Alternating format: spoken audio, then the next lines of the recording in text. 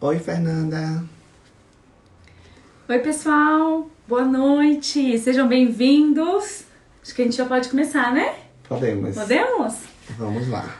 Você se apresenta de novo? Pode ser. Olá, pessoal. Boa noite a todas e a todos. Vamos iniciar a nossa live agora. Então, chama aí o pessoal que quiser entrar. Dá tempo ainda de entrar, porque vai iniciar exatamente agora.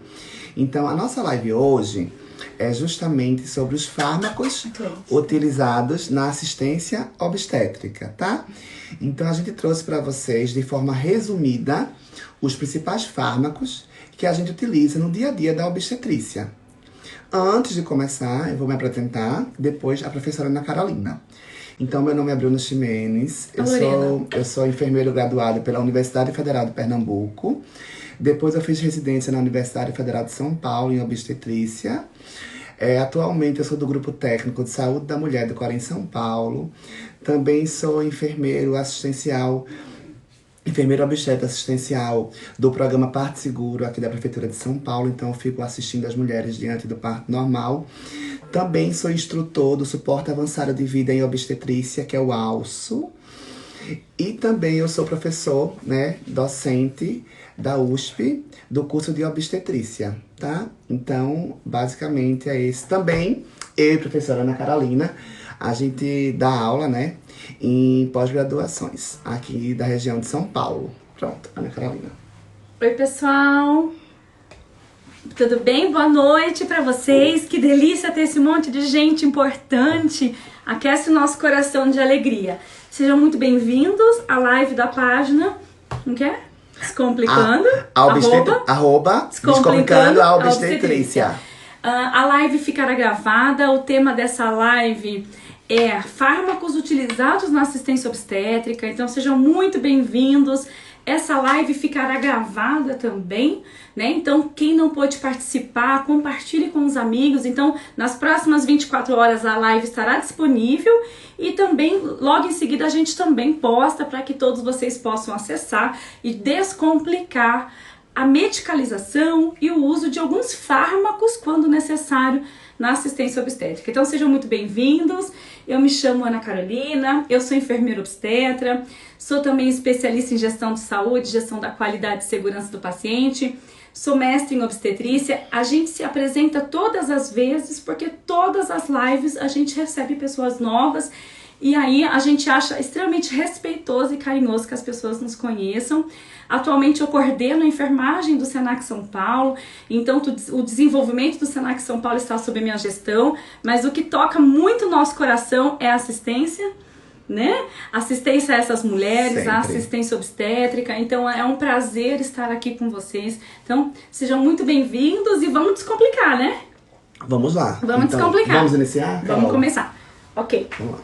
Posso começar? Pode. Quando nós falamos de assistência obstétrica, nós queremos deixar claro que nós não somos a favor da medicalização do processo de nascimento, porque o processo de nascimento ele é algo fisiológico, Então, desde do nosso primeiro encontro aqui no Descomplicando a Obstetrícia, a gente já traz o quanto o parto é fisiológico e o quanto não há necessidade de intervenções desnecessárias. Então, a primeira coisa, quando a gente fala da medicalização, quais são os principais fármacos utilizados na assistência obstétrica? E aí eu transbordo de ocitocina, Não tem jeito. Transbordamos com a ocitocina sempre. Nós categorizamos os medicamentos utilizados na assistência obstétrica com critério de elegibilidade, E o primeiro critério, a primeira classificação que nós gostaríamos de apresentar são os uterotônicos, Então, dentro dessa categoria de uterotônicos, o que significa isso? São os fármacos que potencializam o tônus daquele útero, Ou seja, são fármacos que favorecem ou que aumentam artificialmente a potencialidade daquela contração. E a contração é um fator de parto. Então a contração ela precisa existir e algumas vezes a ocitocina é necessária. A ocitocina ela é apresentada em ampolas, ela é injetável, E cada ampolinha ela tem 5 unidades. Isso significa que tem 1 ml de ocitocina em cada ampola. Então quer dizer, Bruno, que quando a gente usa ocitocina, a gente usa para aumentar as contrações do paciente, certo? Exato. E aí, como que a gente utiliza esse fármaco no trabalho de parto? Conversa um pouquinho com a gente. A questão da ocitocina, ela deve ser usada com cautela, tá? É uma medicação realmente que precisa de uma vigilância fetal constante a partir do momento que você utiliza ela. Então, vocês podem ver que ela é 5 unidades, né, intermediárias por ml. Então, aqui contém 1 ml. E o que é que você pode fazer? Você pode usar uma solução, né, glicosada, um soro glicosado a 5%, 500 ml, ou até mesmo um soro fisiológico, né? Não tem contraindicação de usar um soro fisiológico. Nas maternidades, geralmente, eles usam soro glicosado porque eles têm a ideia, né, essa ideia é refutada desde os primórdios, que a ocitocina com o soro glicosado, ela dá energia para a mulher, devido à glicose. Então, nunca utilizar, então você coloca essa ocitocina, essa ampola, em um soro glicosado, 500 ml, ou um soro fisiológico de 500 ml. Lembrar sempre que a ocitocina não deve ser utilizado sem bomba de infusão contínua. É um medicamento que precisa, né, professora Ana Carolina, está justamente em bomba de infusão a solução, tá?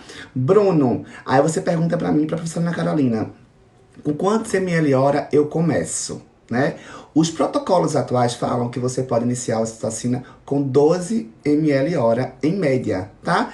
Então, o melhor momento de você iniciar a ocitocina é com a dose baixa, nunca com a dose alta. Quer falar mais, Ana Carolina? Eu vou complementar. Isso. Além disso, a primeira coisa, a gente tem que entender que esse medicamento, um dos medicamentos mais utilizados na assistência obstétrica, por isso que a gente reserva um tempo para eles, tá? A primeira coisa, ele vai ter a função de potencializar essas contrações. Então, qual é a indicação desse medicamento? Aumentar a intensidade da contração desse útero, que possivelmente está lentificado. Ou seja, ele tem o tônus reduzido. E alguns cuidados, eles são importantes. Um cuidado importantíssimo, usar a bomba de infusão. Porque a bomba de infusão, ela controla o gotejamento, né? Ou seja, a gente começa a induzir com uma volumetria, ou seja, com determinado volume de ml hora, e às vezes o fato de não usar ocitocina, por exemplo, usar um equipo de macrogotas, ele pode prejudicar, porque o braço dessa mulher, a hora que ela estica, a hora que ela dobra, pode interferir no gotejamento. Então, a primeira coisa, se eu potencializar demais as contrações, eu posso interferir na vitalidade fetal, eu posso prejudicar a circulação útero-placentária decorrente de um excesso ou de um desencadeamento de contração excessiva. Então, cuidado com a ocitocina. Bomba de infusão, né? Isso. Só complementando uma coisa importante das indicações de ocitocina, assim como a professora Ana Carolina já falou, então você tem os efeitos, né? As indicações. Aumentar as contrações uterinas é um dos efeitos. O outro é até corrigir, por exemplo, a inércia uterina, né? Que é quando aquele útero ainda não está realmente contraindo para realmente entrar em trabalho de parto. Outra coisa também que é utilizado a ocitocina é em abortamento, né? Abortamento incompleto, que o colo do útero já está aberto, né? Então, muitas vezes é utilizada a ocitocina para justamente desencadear as contrações e eliminar os restos placentários e do aborto, do embrião, certo? Além disso, também é usado, muito importante, para profilaxia, né, e tratamento da hemorragia pós-parto. Então, a ocitocina é um medicamento excelente, mas tem que ser utilizado com cautela, principalmente anteparto, certo? No pós-parto, ele já tem seus benefícios já comprovados para o tratamento da hemorragia pós-parto, seja qual for o tratamento da hemorragia, ela é muito interessante, inclusive para a profilaxia que a gente faz no vasto lateral, geralmente intramuscular profundo, certo? Quer falar? Uma outra coisa, eu sei que a gente está falando muito de ocitocina, mas mas é o fármaco que é mais usado na assistência obstétrica. Então, uma coisa muito importante, controle da vitalidade fetal, né? Quem pode usar ocitocina? Então, professora, é sempre 5 unidades de ocitocina que eu uso no trabalho de parto? Sim. Então, os protocolos de assistência ao parto sempre traz 5 unidades de ocitocina no intraparto, quando necessário potencializar. Avaliar a vitalidade fetal. É fundamental avaliar a vitalidade fetal durante todo o processo de trabalho de parto, em especial quando eu potencializo essas contrações. Porque o excesso de contração pode interferir na vitalidade fetal por conta da redução do fluxo útero-placentário, né? Só lembrando que a ocitocina, quando você decide, né, por raciocínio clínico, julgamento clínico, entrar com a ocitocina no trabalho de parto, o parto deixa de ser fisiológico, tá? Eu vou deixar aqui bem claro. E ele passa a ser um parto de alta vigilância, certo? Então, a dinâmica uterina, que no parto fisiológico você faz de 1 em 1 hora, com o uso da ocitocina, você faz a dinâmica uterina manual a cada 30 minutos. E o BCF também a cada 30 minutos. Lembrar que a ausculta não é auscultar para saber se está vivo ou morto. No trabalho de parto, a ausculta é antes, durante e 30 segundos após a contração, para você identificar anormalidades da frequência cardíaca fetal. Certo? Bruno, bem, a ocitocina é utilizada para tudo isso. Você pode colocar numa bomba, na hemorragia pós-parto e tal. Mas quais são os efeitos colaterais? Né, Carol? Vamos Exatamente. Com eles? Um efeito colateral importantíssimo é o aumento de contrações. Então, por exemplo, o que nós chamamos de taxistolia. O que é a taxistolia? Quando a paciente ela desencadeia-se no trabalho de parto mais do que 5 contrações em 10 minutos. Ah, mas Bruno, é bom ter mais de 5 contrações, porque assim nasce rápido, é? Não, porque o intervalo entre uma contração e outra é importante para o restabelecimento da oxigenação fetal. O útero, quando ele relaxa, ele oxigena. Com isso, o feto também está oxigenado. Quando ele está contraindo, não dá tempo desse feto ser oxigenado. E aí você vai ter alterações dos padrões de frequência cardíaca fetal e provavelmente, Ana Carolina, um sofrimento fetal agudo instalado. E não é isso que a gente quer. Exatamente. Certo? Outros efeitos colaterais é cefaleia. Tem paciente que conta. São incomuns, mas acontece. Cefaleia, náuseas, vômitos, tontura. São os efeitos colaterais mais comuns do uso de ocitocina, certo? Então tem que ficar atento também a esses sinais, que muitas vezes a paciente está usando a ocitocina e ela tem uma cefaleia. Você afere a pressão dela, pressão normotensa, tá normotensa. Mas é um efeito colateral, ele não é tão comum, mas ele existe da ocitocina. Outra coisa muito importante é que a ocitocina ela pode dar baixo nível de sódio, né? Então o uso prolongado de ocitocina pode diminuir os níveis circulantes de sódio. Né? Isso é bem importante, porque se pegar um exame laboratorial no pós-parto e tiver uma baixa de sódio, você vai ver justamente que é devido ao uso de ocitocina, mas que depois esse sódio começa a subir novamente na circulação sanguínea. Isso é importante deixar bem claro. Paciente com cesárea anterior, pode usar ocitocina? Outra contraindicação, Ana Carolina. Não, assim, na verdade, o que os estudos mostram? Que você deve evitar o uso de ocitocina, não é isso? Em paciente com cesariana anterior. Ou se a paciente tiver qualquer outro tipo de cicatriz uterina. Por exemplo, miomectomia. Ela tirou um mioma, né? Então, por isso que é importante fazer a anamnese antes de usar a ocitocina. Fazer uma propedêutica obstétrica também antes de usar a ocitocina. Por exemplo, aqui no Brasil a gente não usa a ocitocina, por exemplo, no SUS eu tô falando, nas equipes do SUS, o protocolo a gente não usa implantação pélvica, córnica, né? A gente não usa, porque a gente não faz, aqui no SUS, a gente não faz parto pélvico, exceto em algumas instituições, não faz parto pélvico via baixa, aqui no SUS. Mesmo porque como ela intensifica a contração, se você usar a ocitocina no parto pélvico, você aumenta o risco de uma cabeça derradeira. Exato. Né? Exato. Outra coisa importante. Uma pergunta super boa lá. Fala lá, qual é a pergunta? Ó, a Marcinha falou assim, pra gente enfatizar o uso da bomba. Márcia, a gente já falou, tá? Porque a gente tem um grupo aqui de enfermagem extremamente fortalecido. A gente tem alunos do técnico de enfermagem do SENAC assistindo a gente do estado. Os nossos alunos da pós-graduação, muitos amigos enfermeiros. Então, assim, a bomba de infusão, ela é amiga da ocitocina, tá, gente? Outra coisa. Nunca sem. Sempre que for usar a ocitocina, realizem uma cardiotocografia antes. Para eu saber o estado de vitalidade fetal do feto, né? Por que isso?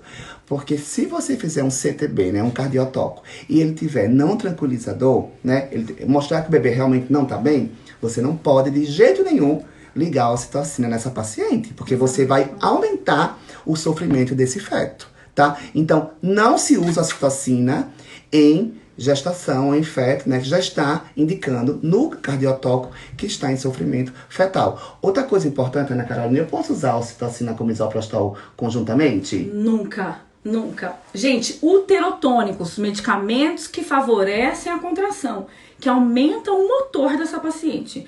A gente não pode associar. Uma segunda regra importantíssima, e a enfermagem ela é barreira. A enfermagem ela advoga pelas pacientes também, né? Porque quantas vezes a gente vê prescrito a ocitocina e vê prescrito o misoprostol para induzir um trabalho de parto? Gente, nunca, tá? Então, ou a gente utiliza o misoprostol, que a gente vai falar daqui a pouquinho deles, ou a gente usa a ocitocina. Mas uma coisa bem interessante, professora Ana Carolina, eu comecei uma indução com misoprostol, né? O Bishop melhorou. Eu vou falar mais adiante. Mas vamos dizer que a paciente estava com colo impérvio. Tava com o colo assim, isso? Isso. O colo da paciente estava assim, eu coloquei um comprimido de misoprostol para induzir o parto. Aonde você pôs? Fundo de saco de Douglas, né? Perfeito. Exato, a gente vai explicar mais adiante. Aí, de repente, o colo aumentou para 5 centímetros. Só que a paciente está com dinâmica uterina irregular. Bruno, com quanto tempo, né, de diferença do uso de misoprostol para a ocitocina eu posso usar? São 6 horas. Se você colocou o miso meia-noite, né, você só vai poder utilizar uma ocitocina 6 horas da manhã. Então, o uso da ocitocina após a indução com misoprostol tem que ser 6 horas após a administração do misoprostol. Ô Bruno, ainda em relação à ocitocina, a gente só precisa deixar claro que tem algumas perguntas da ocitocina aí, e a ocitocina ela fica muito na mão da enfermagem. A gente não pode esquecer, é o quê? O pós-parto, tá? Então a gente trouxe que 5 unidades de ocitocina no trabalho de parto e no pós-parto. Para prevenir hemorragia pós-parto, a gente pode injetar intramuscular e a gente pode também fazer o endovenoso, né? Então, assim, alguma pessoa falou assim, mas eu posso usar a ocitocina intramuscular no pós-parto? Deve usar. Principalmente se essa paciente tem um fator de risco para sangrar, tá? Principalmente se ela tem fator de risco para hemorragia pós-parto. Porém, a dosagem é outra, né? Então, no pós-parto, a gente está falando intramuscular de 10 unidades de ocitocina, ou seja, 2 ampolas de ocitocina no pós-parto, para contribuir com a formação do globo de segurança de Pinar e assim evitar hemorragia pós-parto. Okay? Gente, só aqui recapitulando, a gente tá falando aqui porque tem algumas perguntas surgindo aí. A gente tá utilizando de fármacos utilizados no SUS, tá? Então, por exemplo, tem uma aluna minha, Grazi, que ela tá falando da dinoprostona. Então, quando eu falar de indução do parto, o misoprostol ainda é o mais utilizado no SUS, né? A gente, né? A gente não tem dinoprostona ainda disponível. Mas eu vou falar, dinoprostona, você tira ela, você, por exemplo, você quer remover ela lá do colo do útero, ela tem um fio. Você puxa ela, acabou o efeito da dinoprostona. A dinoprostona é uma prostaglandina, certo? Assim como o misoprostol. Só que a dinoprostona ela é mais avançada e ela tem menos efeitos colaterais. Então, na hora que ela é efeito dependente. Então, na hora que você tira ela do colo do útero, acabou o efeito. E aí, 30 minutos após, você pode usar a ocitocina. Mas no miso, que a gente tem no SUS hoje, é o misoprostol, que é uma prostaglandina, é um análogo sintético da prostaglandina E1. Ele tem que ser usado, se você for usar a ocitocina, 6 horas após o uso do misoprostol, tá? Só para deixar bem claro que a gente tá focando aqui bem direitinho no SUS. Exato. Mas, Grazi, obrigada pela contribuição, viu? Fechou a ocitocina? Eu acho que fechou, né? Outra coisa, não fechou ainda. Qual parte que a gente não falou? Uma coisa que é importante da enfermagem, acho que quase ninguém faz isso. O armazenamento. Carol, como é que a gente armazena a ocitocina? Primeira coisa, antes disso ainda, a gente vai falar dos dois. O armazenamento da ocitocina e o quê? A rediluição dela. Então, por exemplo, de quanto e quanto tempo eu troco o soro com ocitocina? Né? Qual é a biodisponibilidade de ocitocina? Ou seja, de quanto em quanto tempo a gente troca a ocitocina? Quantas vezes a gente está assistindo uma paciente em trabalho de parto e a gente tem a impressão que a dinâmica, ela tá com a dosagem máxima de ocitocina e a gente tem a impressão que ela não responde ao uterotônico. Ela não responde àquela infusão, àquela indução, por exemplo, ou àquela condução. Então, assim, recomenda-se que a gente promova a troca do soro com ocitocina a cada 6 horas, tá? É um cuidado importante de se ter, porque não é que ela não é efetiva, mas a efetividade dela fica reduzida. Até mesmo por conta da... Não é nem da biodisponibilidade, eu esqueci o nome que eu ia falar.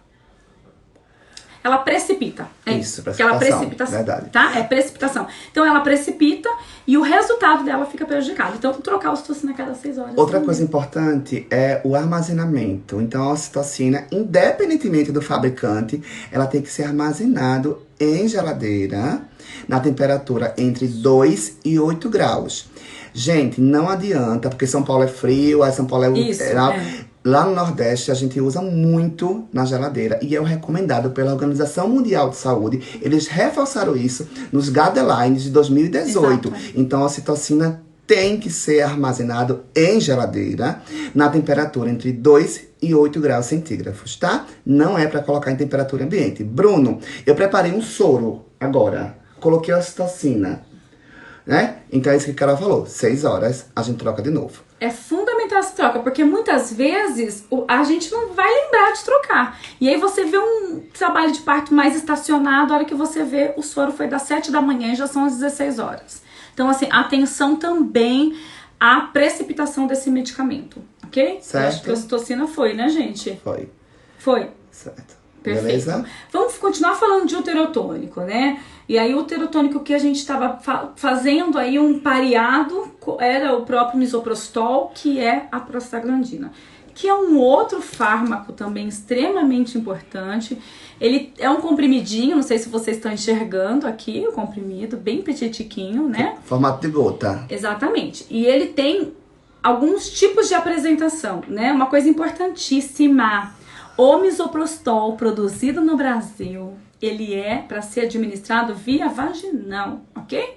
Então, assim, não existe evidência científica que fomente ou que recomende o misoprostol produzido no Brasil para que seja administrado por via oral ou qualquer diluição para absorção gástrica. A segurança dele está relacionada à absorção via vaginal. Então, primeira coisa, qual a indicação? Quais são os tipos de apresentação do miso, né? Porque ele tem várias, diferente da ocito, que todas as ampolas têm 5 unidades, e a gente só vai aumentando a quantidade de ampola que a gente administra, né? Dependendo se é um antiparto ou se é um pós-parto. O misoprostol, ele tem vários tipos de apresentação, né, Bruno?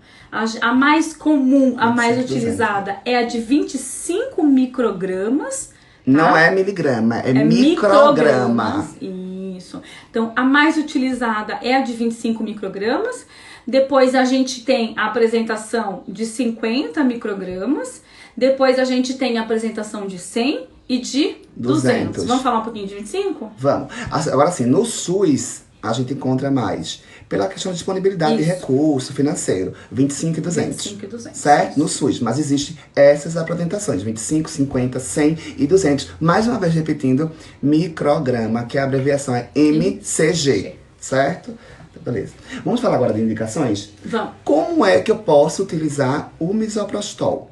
Então, o misoprostol, ele é um análogo sintético, ele simula, né, a ação de um hormônio chamado prostaglandina E1, né? Então, a prostaglandina, ela é um hormônio super importante no início do trabalho de parto, né? Ao contrário da ocitocina, que ela tem um efeito maior no período de transição, entre 8 e 10 centímetros, né?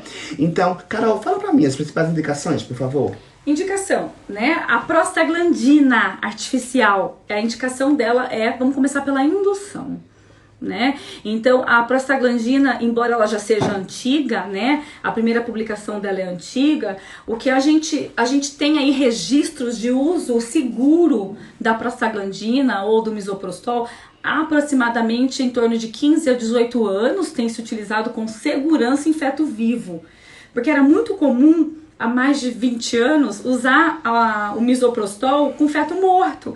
Então, em caso de abortamento retido, em caso de abortamento, em caso de óbito fetal, ou seja, onde já havia prejuízo da vitalidade fetal, ou seja, o feto já estava em óbito, a gente precisava expulsar aquele concepto, porque certamente, às vezes as pessoas falam assim, nossa, um óbito fetal o melhor é nascer por via baixa? É nascer por via baixa. Tá? Opa, só uma pergunta aqui importante, Ana Carolina, que uma pessoa perguntou, achei bem interessante. Cesariana anterior não pode induzir com miso, jamais. Cicatriz uterina, seja qual for, por mioma, por retirada de mioma, por cesariana anterior, independentemente do tempo de cesárea, não é, professora Ana Carolina? A gente não utiliza o misoprostol ainda, tá? Isso. Existem pesquisas em andamento, mas no momento é uma contraindicação absoluta. Exato. Então, primeira coisa, o misoprostol é uma prostaglandina utilizada para indução. Então, 2 cuidados importantíssimos. Nunca usar o misoprostol em feto vivo, né, para indução de trabalho de parto, junto com ocitocina. Nunca. Nós temos relatos que isso acontece? Muitos. E os desfechos são péssimos, tá? Nunca utilizar miso e ocito junto com feto vivo. Outra coisa que tem que ficar marcado no nosso raciocínio clínico. Nunca usar misoprostol em quem tem cicatriz uterina. São os 2 cuidados importantíssimos obstétricos que não se deve utilizar pensando na obstetrícia, porque a parte clínica tem algumas contraindicações também, que a gente não pode esquecer. E avaliar também as comorbidades que a paciente tem, por exemplo. E, por exemplo, em asma, né? A paciente tem uma asma. Bruno, mas é contraindicado em todo tipo de asma? Na verdade, por precaução, a gente não deve utilizar em asma brônquica.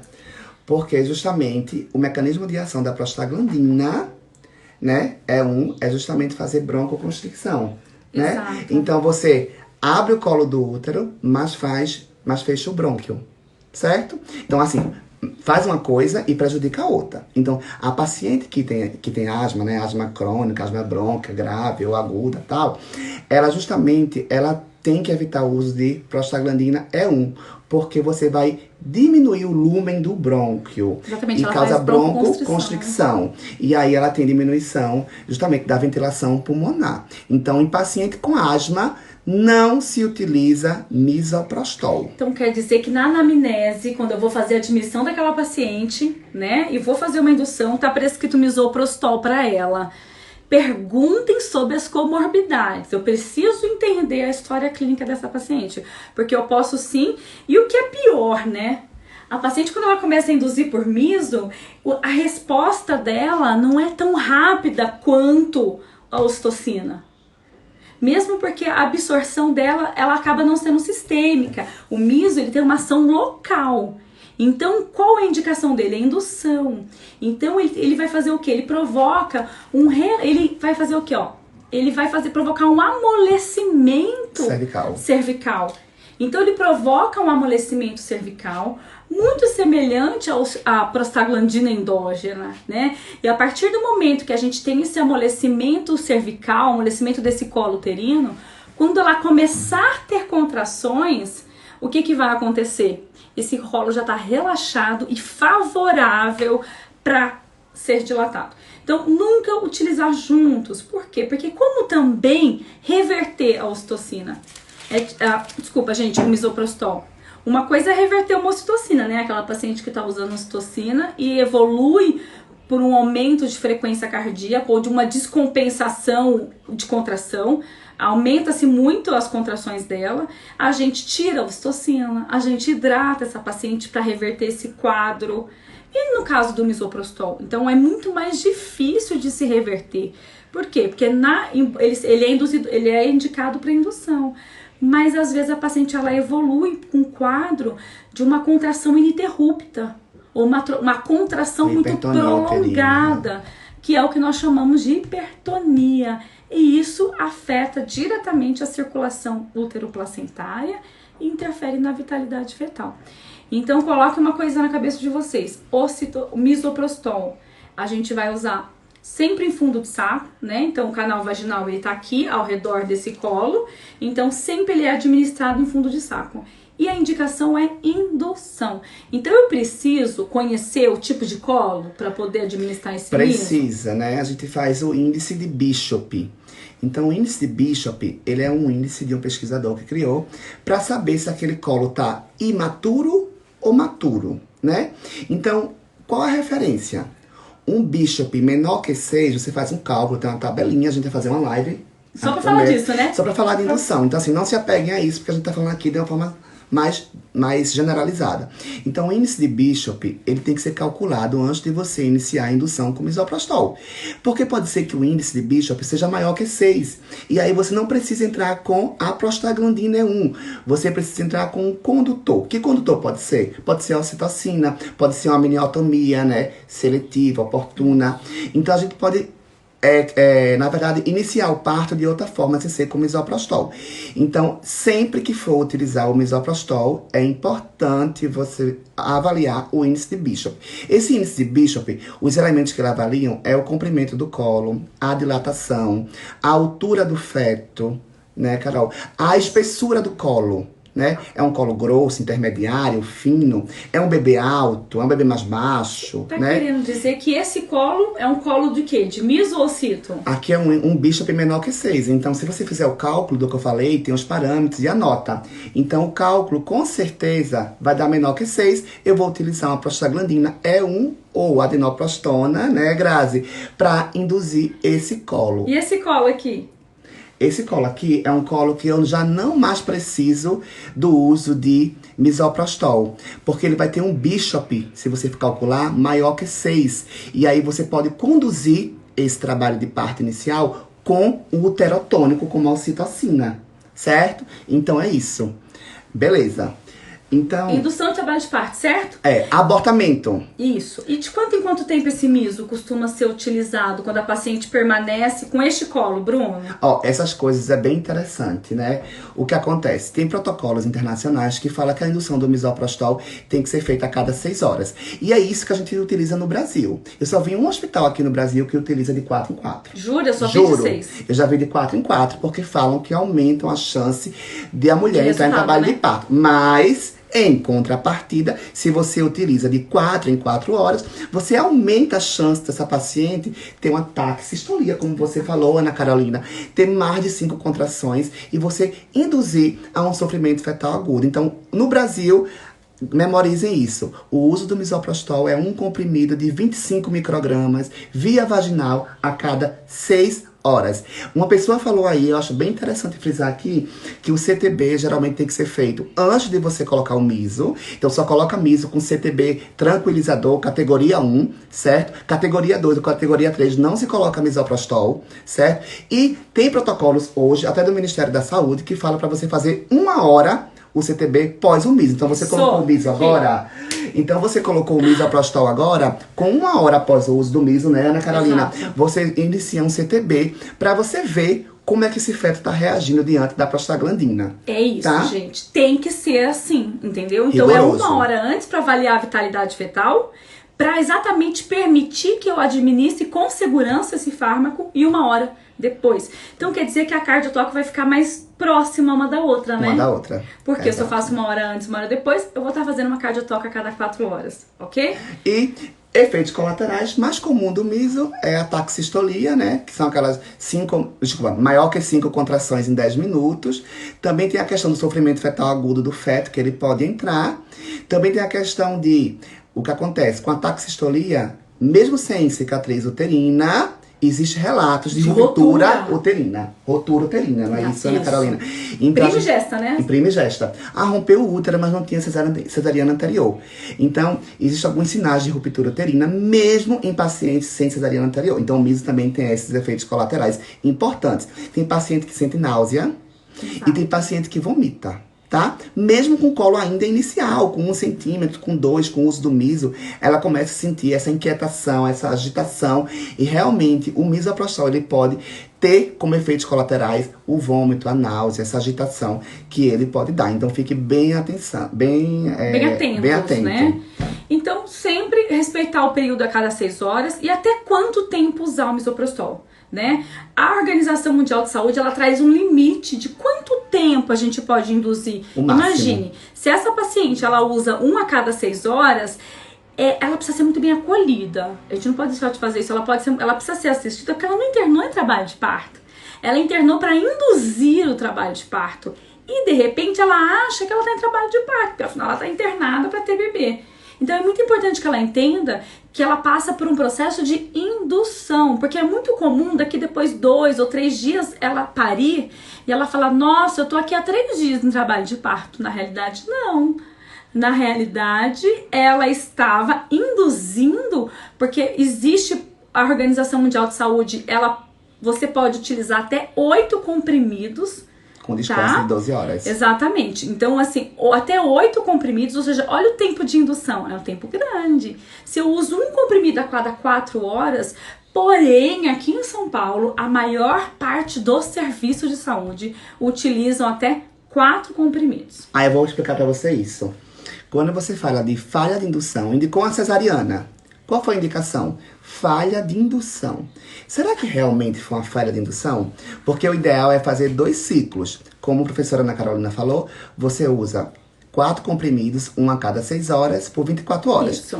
Bruna, a paciente não entrou em trabalho de parto. Descansa por 12 horas. Isso as recomendações internacionais. Exato. Você promove um descanso de 12 horas daquela paciente para iniciar mais 4 comprimidos. Um a cada 6 horas por 24 horas. Após 2 ciclos de 24 horas, ou seja, 8 comprimidos, se o colo realmente ele não dilatar, ou ele realmente não ficar realmente amolecido, propício para um trabalho de parto, aí você pode considerar como falha de indução. Exato. Então, a gente vai ver que existe muito erro aí fora sobre falha de indução que não segue o protocolo. Apenas faz 24 horas, não evoluiu, opera a paciente. É uma falsa falha de indução. Uma falsa falha de indução. Né? Exatamente. Ok? Outra coisa que perguntaram aqui Não, desculpa. Tem gente que eles estão pedindo live 2 vezes por semana. Nossa agenda é lotada. A gente tem muita coisa. Vamos voltar aos assuntos? Vamos, no final vamos. a gente fala. Agora vamos partir, por exemplo, para uterolítico. Carol falou muito agora sobre uterotônicos, né? Que aumenta o tônus uterino. Agora a gente vai falar um pouquinho sobre os uterolíticos. Quebra a contração uterina. Lítico quer dizer quebra. E útero quer dizer útero. Então quebra.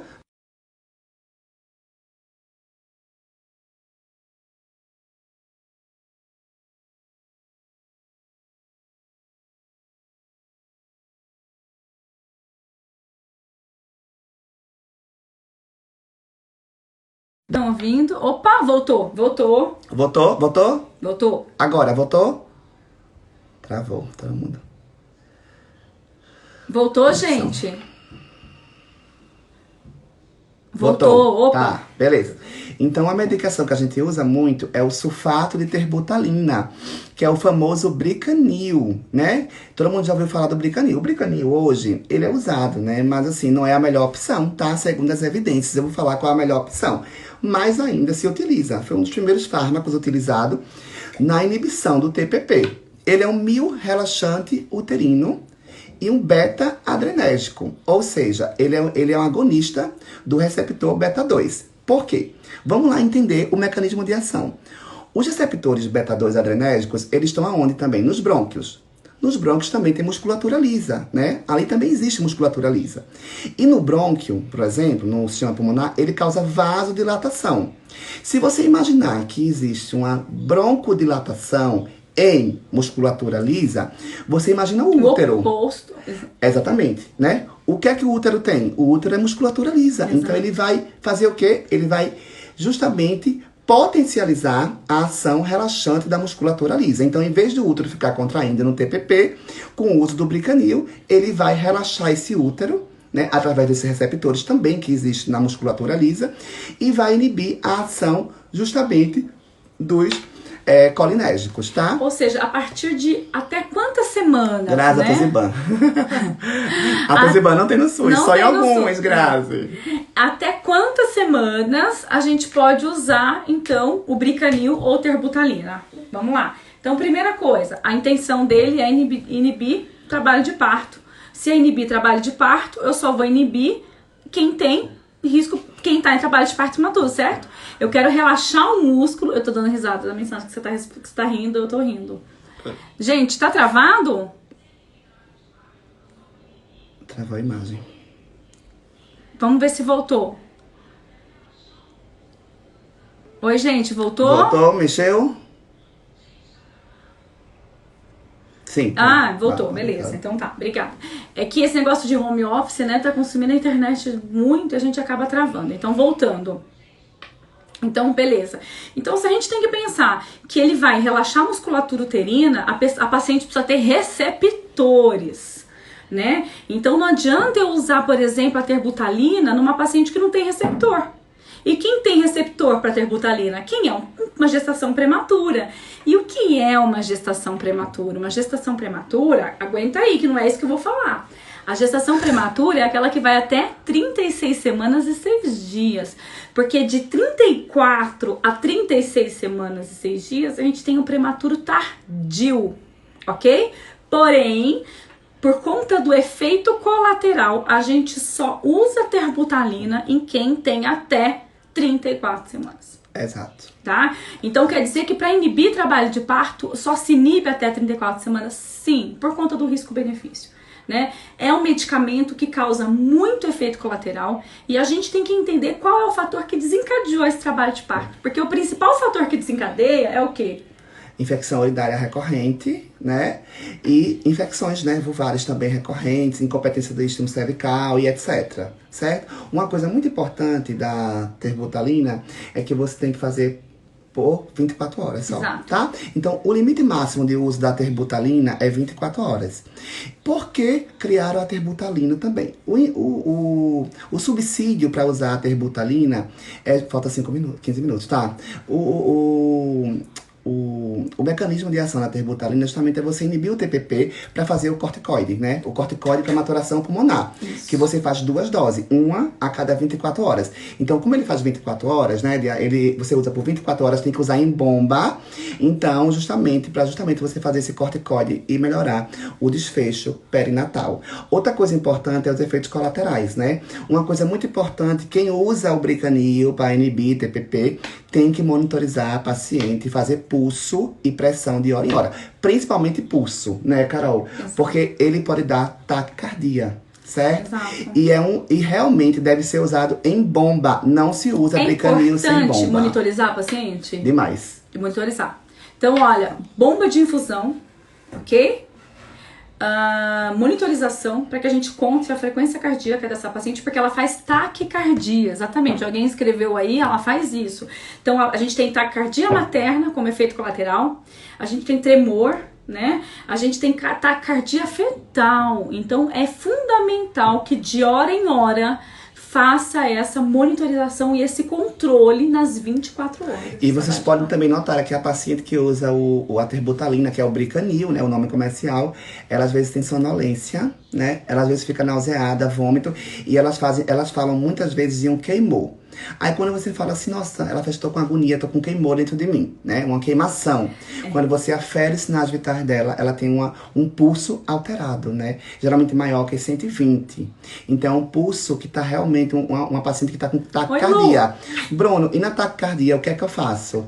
Você vai ter que ou suspender naquele momento, né, o uso do Bricanil, ou diminuir o ml hora dele na bomba, tá? Então geralmente é isso que a gente vai partir para outro fármaco. E ficar de olho na infecção urinária, tá, gente? Exato. Porque é o principal fator desencadeante. Tá. Só uma coisa Nós vamos importante. ter que fazer outra live de medicação a partir dessa, viu? Porque não vai dar tempo de falar tudo, gente. Gente, outra coisa importante. A gente faz outra, né? Acabar aqui a gente faz mais meia hora, aí a gente encerra, tá bom? Porque senão a gente não vai conseguir dar. A gente faz uma segunda live de fármaco, porque tem muito ainda, tem sulfato, depois a gente podia fazer mais, né? Outra coisa muito importante que a gente pode fazer com o Bricanil é que, por exemplo, você pegou uma taxistolia decorrente do misoprostol, né? Professor Bruno, Ana Carolina, e agora? Eu tô com a taxistolia, tô com mais do que 5 contrações em 10 minutos devido ao misoprostol. E o feto tá dizendo pra mim que ele tá em sofrimento no cardiotoco. Você pode aspirar isso aqui, meia ampola, certo? Meia ampola de terbutalina e aplicar subcutâneo na paciente. Que responde muito mais rápido, Isso, né? Aí quebra a contração, porque ele é um terolítico potente. E você vai ter o quê? Diminuição das contrações uterinas. Então aquela taxistolia vai ser resolvida e você vai melhorar a oxigenação fetal. Falta quantos minutos, Hugo? Pode colocar aí, por favor. Agora vamos falar um pouquinho de outra droga importante. Falta 13 minutos. Que é a hidralazina, certo? Vamos falar de hidralazina? Vamos. Que a gente utiliza muito hidralazina, né? Em hipertensão grave a moderada, né? E a gente utiliza muito hidralazina em hospital. Existe também um tratamento com hidralazina em casa com comprimido, mas ela geralmente é utilizada em ambiente hospitalar. E aí, Ana Carolina, por que eu uso a hidralazina? Primeira coisa, a hidralazina, qual que é a indicação dela, né? Hipertensão. Síndrome hipertensiva, ou seja, aquela paciente que internou, isso, que ela internou com queixa, ou seja, ela tem exames que compreendem a síndrome hipertensiva, ou seja, ela tem proteinúria, ela tem cefaleia, ela tem epigastralgia, ela tem uma PAD maior ou igual a 11. Então, a partir do momento que a gente tem um quadro hipertensivo, uma pré-eclâmpsia, a gente sempre vai utilizar a hidralazina. É importantíssimo. A hidralazina ela é prescrita pelo médico, tá? É a síndrome hipertensiva específica da gestação, que antigamente nós chamávamos de doença hipertensiva específica da gestação. Então, a hidralazina, ela é o principal antihipertensivo que a gente vai utilizar nas síndromes hipertensivas. Associado a isso, a gente tem outros medicamentos. Como que eu uso a hidralazina? A hidralazina, ela vem em 1 ml, certo? Então, aqui é 1 ml de hidralazina. Então, aqui, ó. Deixa eu mostrar aqui, ó, o que é mais fácil. A gente tem 1 ml de hidralazina. Então, a gente vai aspirar 1 ml de hidralazina, mais pegar uma seringa de 20 ml e completar com 19 ml de água destilada. Você faz 5 ml a cada 20 minutos. Então, você faz 5 ml agora, né, na paciente. Quando chegar mais ou menos 20 minutos, você afere a pressão. Se a diastólica continuar maior ou igual a 110, você faz uma nova dose. E qual a dose máxima que você pode fazer? Quantas doses você pode fazer, Carolina? Um cuidado, só um pouquinho. Um cuidado que a gente precisa ter com essa paciente. Monitorização, tá? Então, assim, a paciente que ela tá fazendo uso de hidralazina, antes só de eu falar da dose máxima, a primeira coisa que a gente precisa falar da hidralazina é a monitorização. Se a paciente, ela interna com essa PAD e você tá fazendo uma hidralazina injetável, ela precisa ser monitorizada. Então, ela precisa estar com PAM, né? Então ela precisa estar com pressão arterial, ela precisa estar monitorizada para controle de frequência cardíaca, precisa ter um controle de vitalidade fetal e principalmente nesse controle a gente ter parâmetros que vão verificar as queixas. Por exemplo, cefaleia, escotoma, taquicardia, vômito. Né? Vômito. Então, assim, a própria epigastralgia, né? Diminuição do apetite, inapetência também dá em paciente que usa hidralazina. Então, a primeira coisa que a gente tem que fazer é o seguinte: administrou a hidralazina, verifica a pressão depois de 20 minutos e fazer a cada 30 minutos. Precisa ser comunicado ao médico? Sempre. Não é porque tá prescrito lá a hidralazina CPAD maior ou igual a 11 que você vai ficar fazendo o tempo inteiro. É sempre importante compartilhar que mesmo com a hidralazina, essa paciente, o nível pressórico dela não diminuiu. E lembrar sempre que uma coisa muito importante, não fazer os 20 ml. Gente, você prepara uma seringa de 20 ml, 1 ml de hidralazina, mais 19 de água destilada. Isso. E você vai fazer 5 ml a critério médico, certo? Então você vai comunicar a pressão arterial a ele daquela paciente após 20 minutos de uso e ele vai dizer, faça mais 5 ml, mais 5, mais 5. Então numa seringa de 20 ml você consegue fazer 4 doses, tá? Uma coisa importante é que a hidralazina, ela é um vasodilatador, ela é um vasodilatador periférico, tá? Por isso que ela causa vasodilatação. Com a vasodilatação, ela diminui, né, a resistência vascular periférica e, consequentemente, diminui a pressão arterial. Lembrar sempre das contraindicações de hidralazina. Então, insuficiência cardíaca congestiva com alto débito cardíaco também não pode usar hidralazina. Lúpus eritematoso sistêmico. Então, pacientes que têm lúpus não podem utilizar hidralazina. E aquelas pacientes que têm taquicardia ventricular já de base, também não podem usar, porque altera também esses batimentos. E altera o débito cardíaco e o ionotropismo cardíaco. Tá? Agora, falta quantos minutos? Rapidinho, pra gente ir pra outra medicação. Rapidinho. 8 minutos. Vamos falar agora sobre o metildopa. tá?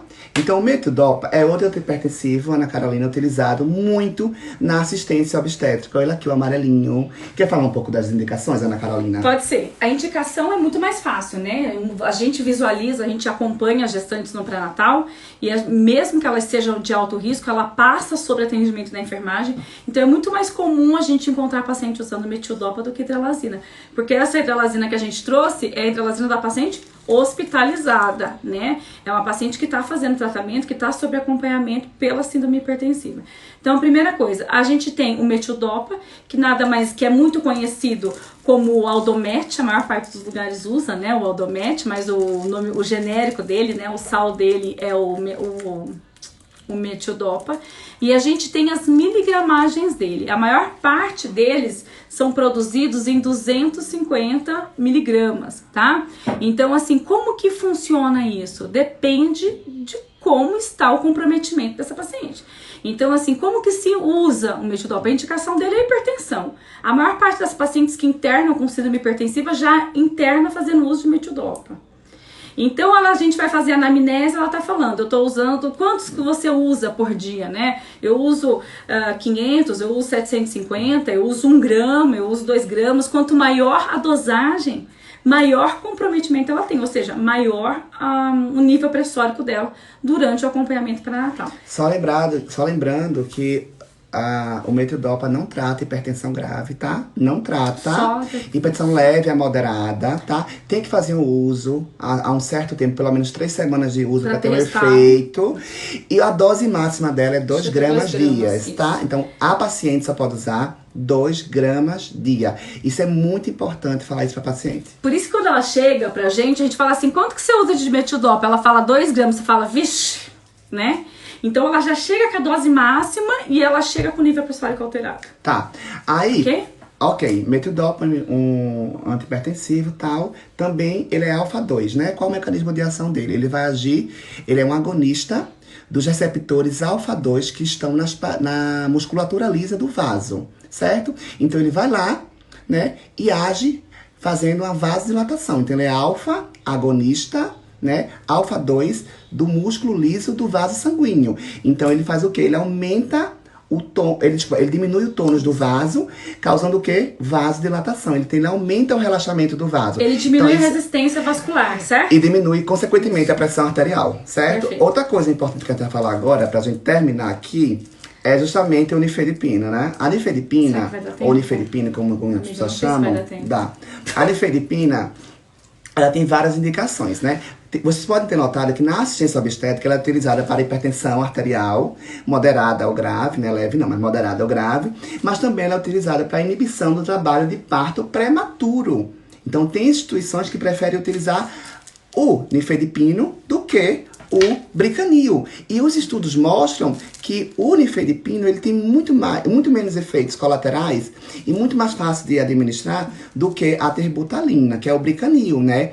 Então, a tendência futura é justamente diminuir o uso de bricanil e aumentar o uso de nifedipina. O nifedipina é um bloqueador de canal de cálcio. Lembrando sempre que a musculatura lisa, responde, para ela realmente contrair, tem que entrar o quê? O cálcio. A bomba, né? A bomba, né? Exatamente. Então, essa bomba de cálcio com a nifedipina é inibida, o cálcio não consegue entrar na célula, consequentemente, não vai ter a contração celular e nem a contração do músculo liso. E isso vai diminuir justamente as contrações uterinas no trabalho de parto prematuro. Também é importante frisar porque você utiliza a nifedipina também para pressão arterial. Ora, se ela inibe, né? Ela bloqueia o canal de cálcio. Lembra sempre que toda musculatura lisa vai ter justamente esses canais de cálcio. Então, assim, o vaso sanguíneo, os vasos que passam... Ele é músculo, né? Ele é um músculo também. Ele tem uma túnica, que se chama túnica lisa, que é de músculo liso. E lá também tem esses canais de cálcio. Então, bloqueia o canal de cálcio na musculatura lisa do vaso sanguíneo e bloqueia o canal de cálcio na musculatura uterina. Com isso, tem 2 ações. Inibe o TPP, inibe a pressão arterial moderada a grave, tá, gente? Isso é muito benéfico porque a paciente ela não precisa ficar o tempo inteiro sendo medicalizada de uma forma endovenosa. O efeito colateral é muito menor, o custo é menor. menor, diminui o risco de flebite, diminui todos Tudo os que você riscos não usa veia. assistenciais, porque você não precisa de um acesso venoso. A gente tá Rapidinho. falando rápido porque a gente quer falar. Efeitos colaterais. Então, hipotensão materna grave. Então, tem que ser monitorizada. Essa paciente, mesmo usando comprimido, ela tem que ser monitorizada. Então, hipotensão materna grave. Então, ele é um potente hipotensor. Por isso que ele é utilizado em hipotensão grave, em hipertensão grave. Então, o nifedipina é muito utilizado em hipertensão grave a moderada. Então, por isso que ele é um hipotensor e ele é muito utilizado. Também ele é contraindicado em pacientes cardiopatas. Tem literatura que fala de você fazer até um eletrocardiograma básico antes de iniciar o uso de nifedipina, porque se tiver bloqueio atrioventricular, insuficiência cardíaca congestiva, você não pode utilizar a nifedipina. Gente, é isso, né? A gente vai ter que se despedir Nós vamos agora. escrever, a gente vai fazer um registro na página para deixar as principais indicações, contraindicações e o mecanismo de ação. Vamos fazer isso? Vamos. O pessoal tá pedindo porque é difícil farmacologia aplicada à obstetrícia. Faltam quantos minutos? Faltam quantos minutos? Fala pra mim. 2 minutos. Ó, falaram aqui, por no máximo 72 horas. Isso varia, mas geralmente a gente pode Eu não vi utilizar. essa super, não A gente vi. pode utilizar por mais de 24 horas, ao contrário do Bricanil, que a gente só pode utilizar 24 horas. Vamos fazer uma live, Ana Carolina, sobre. Eu acho que uma live só de sulfato de magnésio. Porque o sulfato a gente tem muita Porque a gente coisa podia falar do cálculo, da dose de ataque, dose de manutenção. O que vocês acham? Então, Só de a sulfato. próxima live vai ser só sobre Sulfato. o uso de sulfato de magnésio na assistência obstétrica, tá? Isso, a gente coloca o gluconato como antagonista. Então, E a tudo. próxima live é o uso de sulfato, inclusive o Anthony, intramuscular. Gente, Gente, um ó, minuto, obrigada pela atenção. Eu sei que passa muito rápido. Eu vi, aí veio um monte de gente querida aí, um monte de gente linda. Ó, Gente, obrigada pela atenção. Um beijo no coração de vocês. De hoje a 15 temos outra live no Descomplicando a... obstetrícia, ok? Vem com a gente. Vem com a gente. E vem Vamos ser fazer feliz. coração? Vamos fazer Vamos. coração? Vai. Nosso coração, manda foto pra gente, tá? Um beijo, gente. Beijo, Beijo. Bruninha. Tchau. Boa semana, se cuidem. Beijo, Anthony, Virgínia, minhas alunas. Thaís. Tem um monte de gente maravilhosa aí, Cleide, Grazi, um monte, né? Umas da Unasp, um monte de gente linda. Beijo, Demais. gente. Pessoal de Araras. Araras, um beijo. A Tatá, nossa, tem muita gente linda aí. Gente, ainda tem um tempinho, porque aqui não acabou. Então, quem quiser fazer alguma pergunta, ainda conseguir Não vai dar responder. tempo de responder, amigo. Vamos deixar pro sulfato. A Marcinha. Gente, um beijo pra vocês. Muito, muito obrigada. A live já tá salva, tá? Bruna, meu amor. É o amor nosso. Bruninha. São minhas xodós da Universidade de Araras, da FHO. Ai, lindas. Gratidão, gente. Vamos encerrar, Beijo, tá? gente. Beijo. Vai cair.